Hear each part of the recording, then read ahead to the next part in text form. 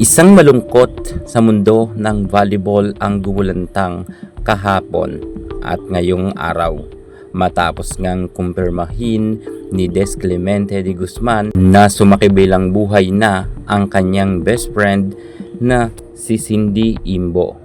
Isa si Des Clemente sa pinakamalapit na kaibigan niya, itong si Cindy. Mag-best friend nga sila.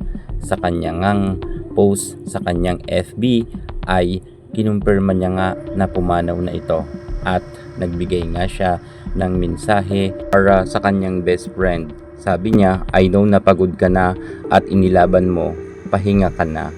Hindi niya raw makakalimutan itong si Cindy dahil marami nga silang pinagdaanan. Sa NCAA ay magkasama nga itong si Cindy Imbo at si Des Clemente sa isang team at dito nga silang dalawa naging malapit.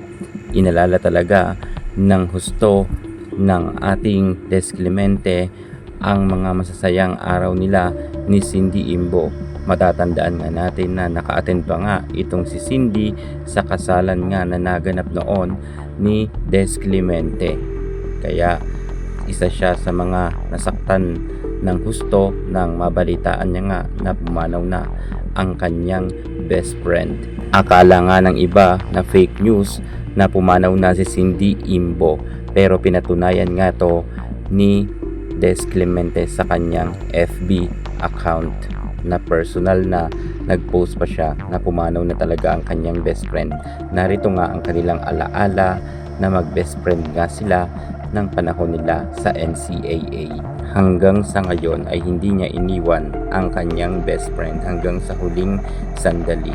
Ang mga larawan na ito ay kuha nga to sa FB ni Des Clemente. Ang ipinapakita ko sa inyo, ito ay pinost niya nga dahil mahal na mahal niya raw ang kanyang best friend at hindi niya raw ito malilimutan. Ayon nga yan kay Des Clemente de Guzman. Me ice and fire.